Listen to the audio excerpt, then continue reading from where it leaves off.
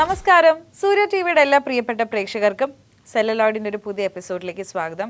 ഇന്നത്തെ സെല്ലുലോയിഡിൻ്റെ എപ്പിസോഡിൽ നമ്മുടെ ഗസ്റ്റായിട്ട് എത്തിയിട്ടുള്ളത് the one and only veteran director ആയിട്ടുള്ള ജോസ് തോമസ് സാറാണ്. Hi sir, welcome to celluloid. നമസ്കാരം. സാറിൻ്റെ സിനിമകളിൽ വൺ ഓഫ് മൈ ഫേവറേറ്റ് ആണ് സുന്ദര പുരുഷൻ എന്ന് പറയുന്ന സിനിമ. അപ്പം സാദരത്തിൽ നമ്മൾ കണ്ട ഒരു സുരേഷ് ഗോപി സാറിനെ ആയിരുന്നില്ല ഇതിൽ നമ്മൾ കണ്ടത്. എങ്ങനെയാണ് സാർ ഒരു ആക്ടറിനെ ലൈക്ക് എക്സ്ട്രീംലി രണ്ട് ഡിഫറെൻറ്റ് ജോണറാണ് അവരുടെ ഉള്ളിൽ നിന്നൊരു ഡയറക്ടർ പുള്ള് ചെയ്തെടുക്കുന്നത്? അതെങ്ങനെയായിരുന്നു സാർ അതിൻ്റെ ഒരു പ്രോസസ്സ്? അത് പറഞ്ഞാൽ ഈ സാദരം എന്ന് പറയുന്ന സിനിമ ഞാൻ ലോഹിദാസുമായിട്ട് അദ്ദേഹം ആദ്യമായി തിരക്കഥ എഴുതുന്ന സിനിമ മുതൽ അസോസിയേറ്റ് ചെയ്യുന്ന ആളാണ്. ഞാൻ സിബി മലിൻ്റെ അസോസിയേറ്റ് ഡയറക്ടർ. തനിയാവർത്തനം എന്ന ആ സിനിമയുടെ ലൊക്കേഷൻ വെച്ച് ലോഹിയോട് ഞാൻ പറഞ്ഞു, ലോഹി എനിക്ക് വേണ്ടി ഒരു സിനിമ ചെയ്യണം. ലോഹി അകത്ത് തിരക്കഥാകൃതാണ്, അദ്ദേഹം വലിയ ആളാവുമെന്നും അറിയില്ല, നമ്മളെപ്പോൾ വേണമെങ്കിലും ചെയ്യുമെന്നാണ് പറഞ്ഞത്. അതിനുശേഷം അദ്ദേഹം വലുതായി, ഞാൻ അസോസിയേറ്റായിട്ട് തന്നെ തുടരുന്നു.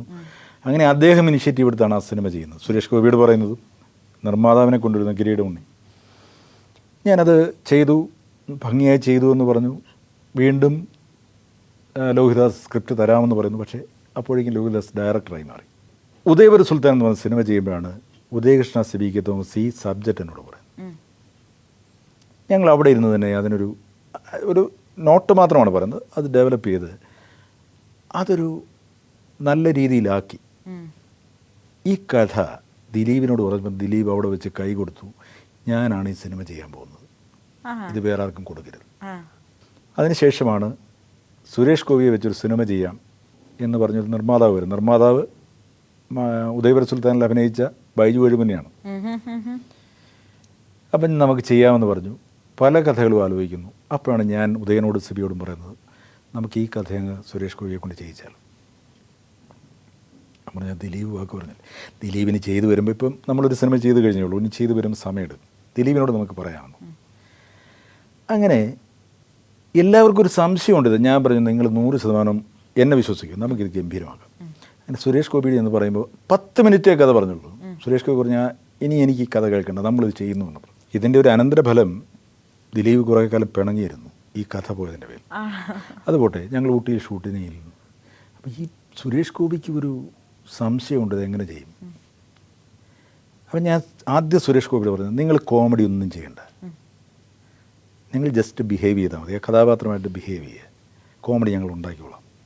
അങ്ങനെയാണ് ആ കഥാപാത്രത്തെ മുഴുവൻ ചെയ്തതും.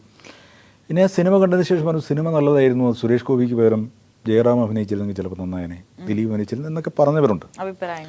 ഞാൻ പറഞ്ഞു, അവരൊക്കെ ചെയ്തിരുന്നെങ്കിൽ യൂഷ്വലായി പോയിനെ. സുരേഷ് ഗോപി ചെയ്തപ്പോഴാണ് അതിൻ്റെ ഒരു വ്യത്യസ്തത ഉണ്ടായത്.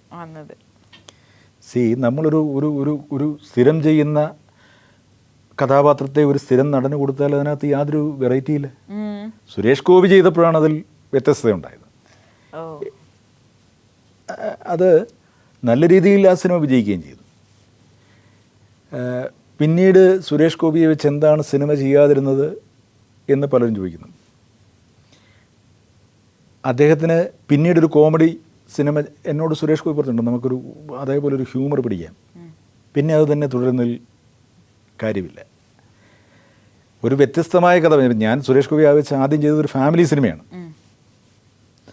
പിന്നീട് ഒരു ആക്ഷൻ സിനിമ ചെയ്യുക എന്ന് പറഞ്ഞപ്പോൾ സുരേഷ് ഗോപി പറഞ്ഞു, ഞാൻ എല്ലാവർക്കും ആക്ഷനിൽ ചെയ്തുകൊണ്ടിരിക്കുന്നത്, ഷാജി കൈലാസനായാലും ജോഷിക്കായാലും ഇങ്ങനെ ചെയ്യില്ലേ, നമുക്ക് ഒന്ന് വ്യത്യസ്തത പിടിച്ചുകൂടെ. അങ്ങനെ വ്യത്യസ്തത നോക്കി നടന്നു. അവസാനം അദ്ദേഹം മന്ത്രിയായി. നടന്നില്ല.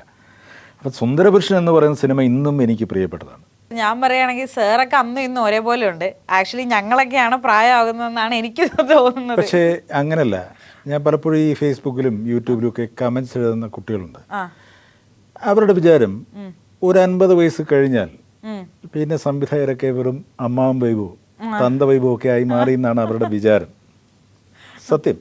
അങ്ങനെ എനിക്കൊരു യൂട്യൂബ് ചാനലുണ്ട്. അതിൽ കമൻറ്റ് ബോക്സിൽ നോക്കുമ്പോൾ ചെറുപ്പക്കാരുടെ കമൻറ്റുകൾ എങ്ങനെയാണ്, ഞാൻ അവരോടൊക്കെ പറയാറുണ്ട്, അല്ലെങ്കിൽ മറുപടി കൊടുക്കാറുള്ളത്, നിൻ്റെയൊക്കെ പ്രായം കഴിഞ്ഞിട്ടാണ് ഞങ്ങൾ ഇങ്ങോട്ട് വന്നത്.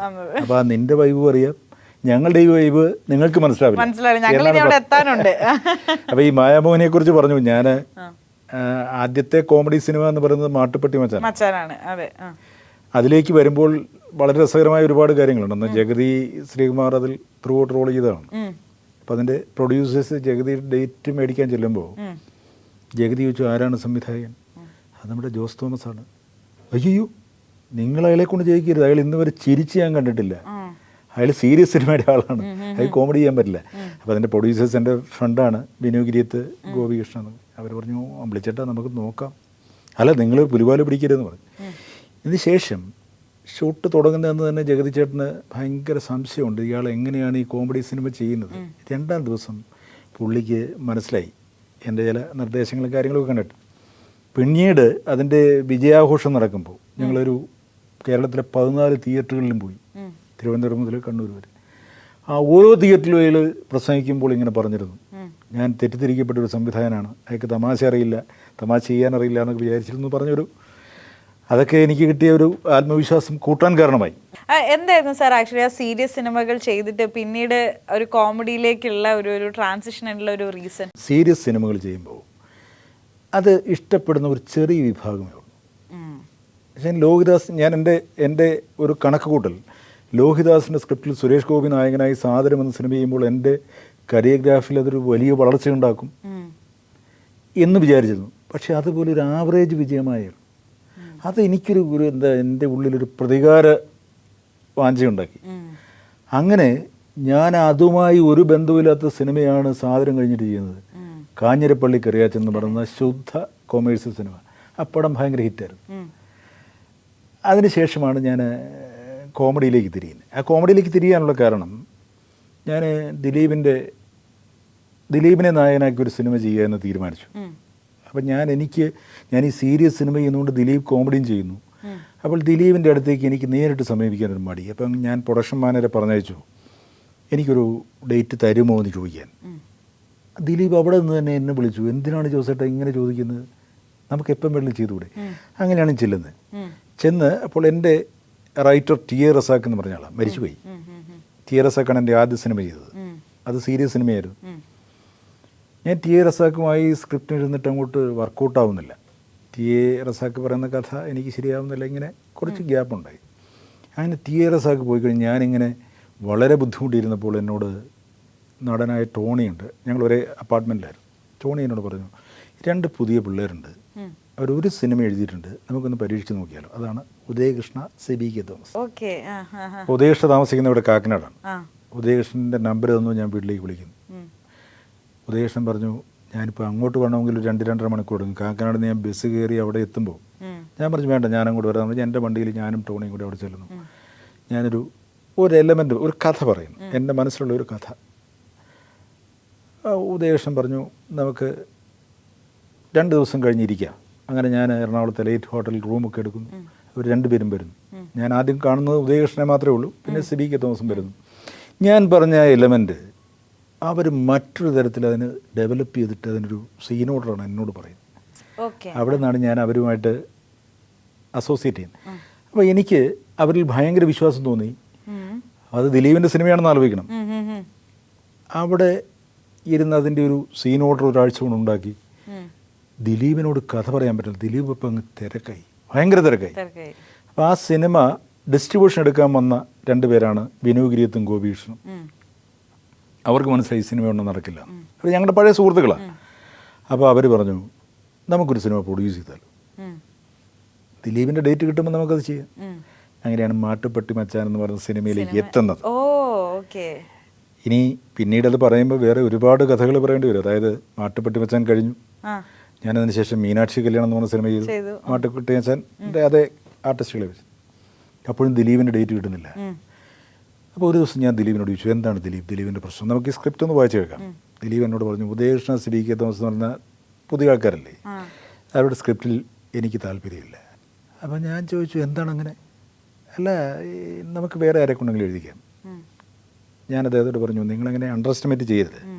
ഞാൻ അബാദ് പ്ലാസയിൽ റൂം എടുത്തിട്ട് പറഞ്ഞു, ദിലീപ് നിങ്ങൾ ഈ സ്ക്രിപ്റ്റ് ഒന്ന് വായിച്ച് കേൾപ്പിക്കാം.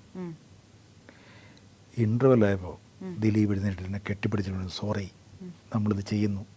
പിന്നീട് 20 സിനിമകളോ മറ്റേ ഉദയകൃഷ്ണൻ CBK തോമസും ദിലീപും കൂടി ചെയ്തു എന്നുള്ളതാണ് ശരി. അവിടെ നിന്നാണ് ഉദയവര സുൽത്താൻ എന്നാണ് ആ സിനിമ. ആ സിനിമയ്ക്ക് ശേഷം 12 വർഷങ്ങൾക്ക് ശേഷമാണ് ഞാൻ ദിലീപിനെ നായകനാക്കി സിനിമ ചെയ്യുന്നത്. അതാണ് മായാമോഹിനി. അതിൽ ആ ഒരു സ്ത്രീവേഷം കൂടിയിട്ട് അതിനകത്ത് കൈകാര്യം ചെയ്യണ്ടല്ലോ, അതിൽ ദിലീപേട്ടനെ തന്നെ കറക്റ്റ് പ്ലേസ് ചെയ്യാനായിട്ടുണ്ടായിട്ടുള്ള ഒരു കാരണം, ഞാനും ഉദയനും സിബിയും കൂടെ ഇവിടെ ഹോട്ടൽ റൂമിൽ നിന്ന് പല കഥകളും ആലോചിച്ചു. അതിലൊരു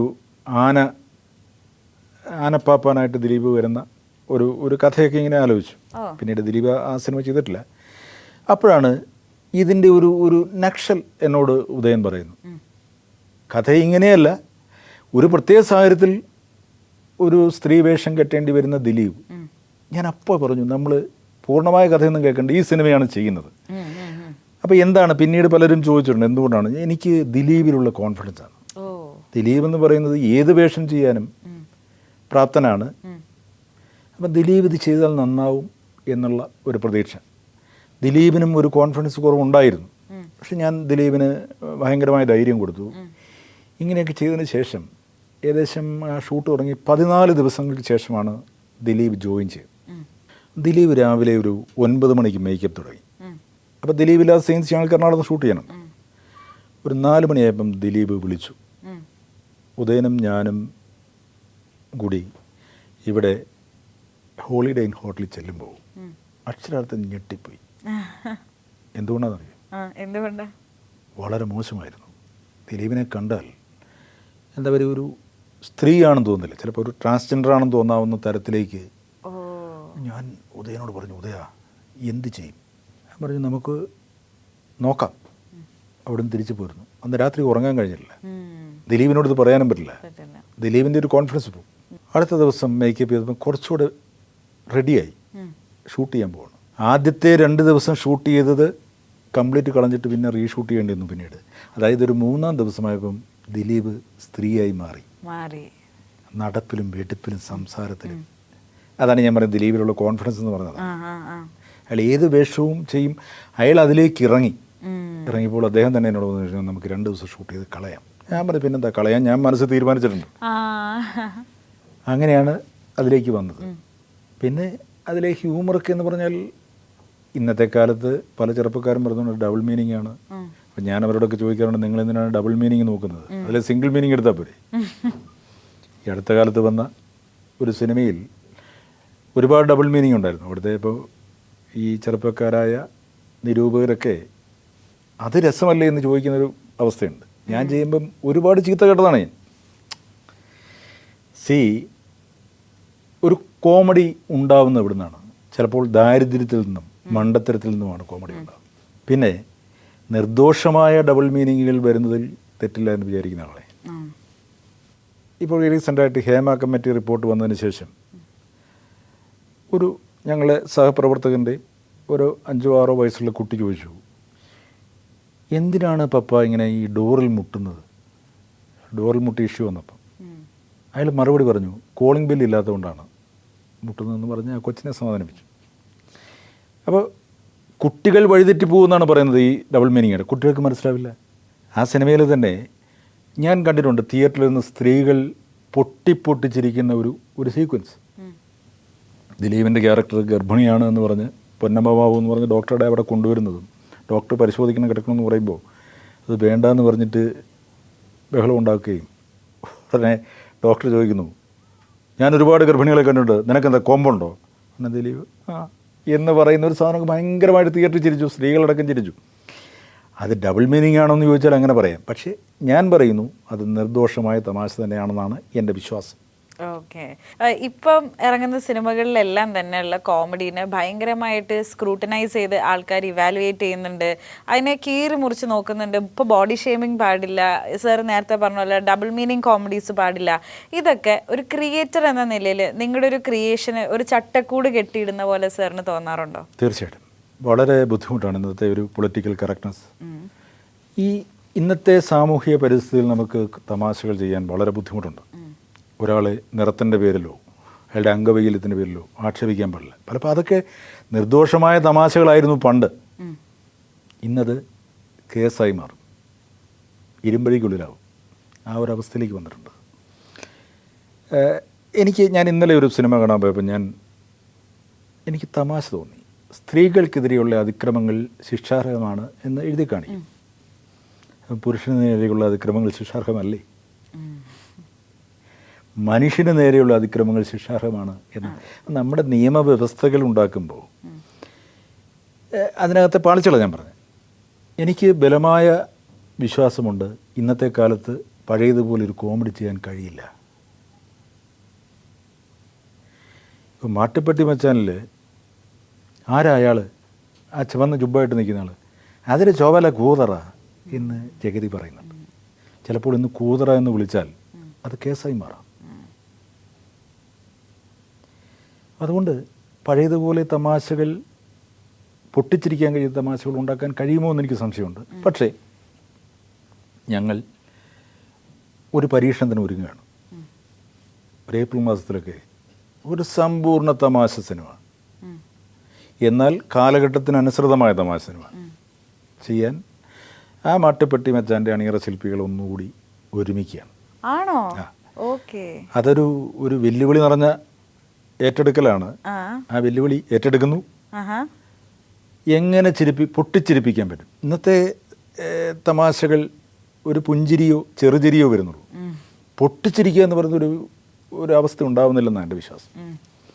അങ്ങനെ തിയേറ്ററിൽ എങ്ങനെ പൊട്ടിച്ചിരിപ്പിക്കാൻ കഴിയും? എന്നാൽ പഴയതുപോലെ സ്ലാപ്സ്റ്റിക് കോമഡിയോ ഒന്നും ചെയ്ത് നിൽക്കില്ല. കാലഘട്ടം മാറിയത് അറിയാതെയല്ല പറയുന്നത്. കാലഘട്ടം മാറിയ കാലഘട്ടത്തിൽ നിന്നുകൊണ്ട് എങ്ങനെ ചിരിപ്പിക്കാൻ കഴിയും എന്നുള്ളതാണ് ഞങ്ങളുടെ ഒരു പരീക്ഷണം. ഓ സർ, അത് കേട്ടിട്ട് നമ്മൾ വളരെയധികം എക്സൈറ്റഡ് ആയിട്ടുണ്ട്. അതിനെ പറ്റിയിട്ട് കൂടുതൽ വാർത്തകൾ നമുക്കൊന്ന് പറഞ്ഞു തരാം. ഐ തിങ്ക് ഇന്ദ്രജിത്തേട്ടനെയും സുരഭി ചേച്ചിനെയൊക്കെ വെച്ച് ഒരു സിനിമ ഇൻ ദ ബാക്ക്ഗ്രൗണ്ട് ഒരുങ്ങുന്നുണ്ട് എന്നൊരു ന്യൂസ് കൂടി നമ്മൾ കേട്ടിട്ടുണ്ടായിരുന്നു. അല്ലല്ല, എന്തൊന്നും അല്ല. കൂടുതൽ ഡീറ്റെയിൽസ് പറയാറായിട്ടില്ല. തീർച്ചയായിട്ടും ഞാൻ സൂര്യ ടി വിക്ക് തന്നെ ആദ്യം തരും എന്നുറപ്പ് വരുന്നു. ഞങ്ങളതിൻ്റെ ഒരു സബ്ജക്റ്റിലേക്ക് എത്തി. അതിൻ്റെ ഒരു ഓൺലൈൻ ഒരു സീൻ ഓർഡർ ചെയ്തുകൊണ്ടിരിക്കുകയാണ്. എനിക്ക് ഉറപ്പിച്ച് കറങ്ങാൻ കഴിയും. അത് പൊട്ടിച്ചിരിക്കും, ചിരിപ്പിക്കുക തന്നെ ചെയ്യും. വീണ്ടും ഒരു ജോസ് തോമസ് ചിത്രം എന്നൊക്കെ പറഞ്ഞ രീതിയിൽ നമുക്ക് ചിരിക്കാനായിട്ടുള്ള. ഞാൻ ഈ ജോസ് തോമസ് ചിത്രം എന്നൊന്നും പറയുന്നത് കാര്യമില്ല. കാരണം ഇപ്പം ഞാൻ തന്നെ ഏറ്റവും മോശം സിനിമകളും ചെയ്തിട്ടുണ്ട്, ഒരുപാട് ഹിറ്റായ സിനിമകളും ചെയ്തിട്ടുണ്ട്. ഞാൻ നല്ലതെന്നല്ല പറയുന്നത്. നിങ്ങൾ അണ്ടർലൈൻ ചെയ്യേണ്ട ഒരു കാര്യം അത്. ഞാൻ നല്ല സിനിമ എന്നൊരിക്കലും പറഞ്ഞിട്ടില്ല. കൊമേഴ്സ്യലി ഹിറ്റായിരുന്നു, കൊമേഴ്സ്യലി ഫ്ലോപ്പായ സിനിമകൾ ചെയ്തു. അപ്പോൾ അതുകൊണ്ട് ഒരു സംവിധായകനെ നോക്കിയിട്ട് സിനിമ കാണുന്ന ഒരു കാലഘട്ടമൊക്കെ മാറി. ഒരു കാലത്ത് പേര് പറഞ്ഞാൽ ഇന്നത്തെ കാലത്ത് കുഴപ്പമുണ്ടോ എന്ന് എനിക്കറിയില്ല, സത്യനന്ദിക്കാട് സിനിമ അത് കാണാൻ വേണ്ടി പോകുന്ന കുടുംബങ്ങളുണ്ടായിരുന്നു. ഇന്നത് മാറിയെന്നാണ് എൻ്റെ വിശ്വാസം. അങ്ങനെ ഡയറക്ടറെ നോക്കിയല്ല, സിനിമ എങ്ങനെയുണ്ടെന്ന് കേട്ടറിഞ്ഞിട്ട് പോകുന്നവരാണ് കൂടുതലും. ഞാൻ 20-ലധികം സിനിമകൾ ചെയ്ത ആളാണ്. നിങ്ങൾ പറഞ്ഞ പോലെ ഇത്ര ഹിറ്റായ സിനിമകളൊക്കെ ചെയ്തിട്ടുണ്ട്. പക്ഷെ ഇന്നും പലർക്കും അറിയില്ല. ജോസ് തോമസ് എന്ന് പറയുന്ന ഒരാളെ അറിയില്ല. അയ്യോ ഈ സിനിമയൊക്കെ കണ്ടിട്ട്, പക്ഷേ ഞങ്ങളങ്ങനെ ഡയറക്ടേഴ്സ് ആരാന്ന് നോക്കാറില്ലോ എന്ന് പറയുന്ന എത്രയോ പേരെ കണ്ടിട്ട്. അത് സ്വാഭാവികമാണ്. അതറിയണമെന്ന് നിർബന്ധമൊന്നുമില്ല. ഒരു സിനിമ ആസ്വദിക്കുന്നത് ആരാണത് ചെയ്തതെന്ന് അറിഞ്ഞിട്ട് ആസ്വദിക്കണമെന്നില്ല. ആസ്വദിച്ചതിന് ശേഷം ആരായിരുന്നു ഇതിന് ഡയറക്ടർ എന്ന് നോക്കിയാൽ കൊള്ളാം. മൗത്ത് പബ്ലിസിറ്റി ഇന്ന് ഇറങ്ങുന്ന സിനിമകൾക്ക് ഒരു പ്രേക്ഷകനൊരു തിയേറ്ററിലേക്ക് ഒരു സിനിമ കാണാൻ പോകുമ്പോൾ തീർച്ചയായിട്ടും യൂട്യൂബിൽ അതിൻ്റെ റിവ്യൂ നോക്കുന്ന ഒരു രീതി കൂടി ഇപ്പോൾ ഉണ്ട്. അപ്പം സർ FK-യിലേക്ക് ഒരു മെമ്പറാണ്. അപ്പം ഇതായിട്ട് ഒരുപാട് ചർച്ചകളും ഒക്കെ പോകുന്നുണ്ട്. നമ്മുടെ ഈ ഓൺലൈൻ മീഡിയയിൽ ഇറങ്ങുന്ന റിവ്യൂവേഴ്സിൻ്റെ റിവ്യൂവിനെ പറ്റിയിട്ടും തിയേറ്റർ റെസ്പോൺസ്. ചില ആൾക്കാരുണ്ട് ഫസ്റ്റ് ഹാഫ് കണ്ടിട്ട് അപ്പം തന്നെ ഫസ്റ്റ് ഹാഫ് കൊള്ളില്ല എന്ന് പറഞ്ഞാൽ അപ്പം തന്നെ സിനിമയ്ക്ക് ഒരു അടിവരായിട്ടൊരു ഇത് പറയുന്നതിനെ പറ്റിയിട്ട്. അപ്പം ഇതൊക്കെ തീർച്ചയായിട്ടും സിനിമയുടെ ഒരു ഗ്രോത്തിനെ എഫക്റ്റ് ചെയ്യില്ല. ഇപ്പം 20ഓളം സിനിമകൾ ചെയ്ത ഒരു ഡയറക്ടർ എന്ന രീതിയിൽ സാറിന് എന്താണ് സാറിൻ്റെ ഒരു ഒപ്പീനിയൻ? ഒരു മാറുന്ന കാലഘട്ടത്തിൽ ഇതിനെയൊന്നും നമുക്ക് നിരോധിക്കാൻ പറ്റില്ല. അഭിപ്രായ സ്വാതന്ത്ര്യം എന്ന് പറയുന്നത് ഭരണഘടന അനുവദിക്കുന്നതാണ്. അതനുസരിച്ച് നമ്മുടെ ഒരു പ്രോഗ്രാം അല്ല നമ്മുടെ ഒരു സിനിമ എനിക്ക് മോശമായി തോന്നി എന്ന് പറയാൻ പറ്റും. ഈ റിവ്യൂവേഴ്സൊക്കെ പറഞ്ഞ് ശ്രദ്ധിച്ചിട്ടുണ്ടോ? ഇതെൻ്റെ മാത്രം കാഴ്ചപ്പാടാണ്, നിങ്ങൾ തിയേറ്ററിൽ പോയി അനുഭവങ്ങൾ എഴുതുക എന്ന് പറയുന്ന ഒരു കാര്യം കൂടി ഇപ്പോൾ അതിൻ്റെ കൂടെ ആഡ് ചെയ്യുന്നുണ്ട്. ഒന്നത്. രണ്ട്, പല റിവ്യൂവേഴ്സും ഞാൻ മനസ്സിലാക്കിയിടത്തോളം പണം മേടിച്ച് ചെയ്യുന്നവരുണ്ടെന്ന് പറയും. എല്ലാവരെയും അല്ല. എനിക്കത് സംശയം തോന്നിയത്, വളരെ മോശമായ ഒരു സിനിമയെക്കുറിച്ച് ഒരു റിവ്യൂവർ വളരെ നല്ല റിവ്യൂ കൊടുത്തിരുന്നു. മനസ്സിലാകുന്നുണ്ട്. പിന്നെ മൂന്നാമത്തെ കാര്യം, ഇന്ന് സിനിമ തിയേറ്ററിൽ ആളില്ല എന്ന് പറയുന്നുണ്ട്. ഒരു 10-15 വർഷം മുമ്പ് വരെ 10, 25, 30 തിയേറ്ററുകൾ റിലീസ് ചെയ്യുന്ന സിനിമ ഇന്ന് 100, 150, 200 സ്ക്രീനിലാണ് റിലീസ് ചെയ്യുന്നത്. ഈ 200 സ്ഥലത്തേക്ക് 25 തിയേറ്ററിൽ പോകേണ്ട ആളുകൾ ഡിവൈഡ് ചെയ്ത് പോയാൽ എങ്ങനെ എല്ലാ തിയേറ്ററിലും ആളുണ്ടാവും? ഞാൻ ഇന്നലെ വളരെ നല്ലതെന്ന് പറയുന്ന ഒരു സിനിമയ്ക്ക് എറണാകുളത്തൊരു തിയേറ്റർ ചെല്ലുമ്പോൾ 20 പേരേ ഉള്ളൂ. അപ്പോൾ ആ സിനിമ തന്നെ 45 സ്ക്രീനിൽ കളിച്ചുകൊണ്ടിരിക്കുകയാണ് എറണാകുളത്ത് തന്നെ. അപ്പോൾ സിനിമ കാണുന്നുണ്ട് മനുഷ്യർ, പക്ഷേ അത് ഡിവൈഡ് ചെയ്ത് പോകുന്നു, എല്ലാ സ്ക്രീനിലേക്കും പോകുന്നുള്ളതാണ്.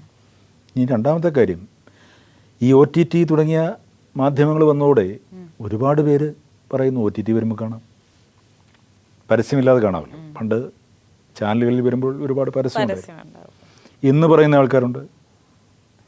അപ്പം സിനിമകൾ മനുഷ്യർ കാണുന്നുണ്ട്, അത് വിവിധ തലങ്ങളിലാണ് കാണുന്നത് മാത്രം. പിന്നെ റിവ്യൂ എന്ന് പറയുന്നത്, ഞാൻ പറയുന്നത് ഇനിയും റിവ്യൂവേഴ്സ് വരട്ടെ, കൂടുതൽ വരട്ടെ. അപ്പോൾ നല്ല സിനിമ ചെയ്യാനുള്ള പ്രചോദനം ഉണ്ടാവും. അതൊരു പ്രധാന ഘടകമല്ലേ? എല്ലാ റിവ്യൂവേഴ്സും എൻ്റെ സിനിമ നല്ലതാണെന്ന് പറഞ്ഞാൽ എനിക്കത് അഭിമാനമല്ലേ, എനിക്ക് സന്തോഷമല്ലേ? അപ്പോൾ ഞാനിവിടെ തിയേറ്ററിൽ സിനിമ വിജയിക്കുന്നില്ല എന്ന് പറയുമ്പോൾ ഞാൻ പറയാറുണ്ട് നമുക്ക് നല്ല സിനിമ ഉണ്ടാക്കാം.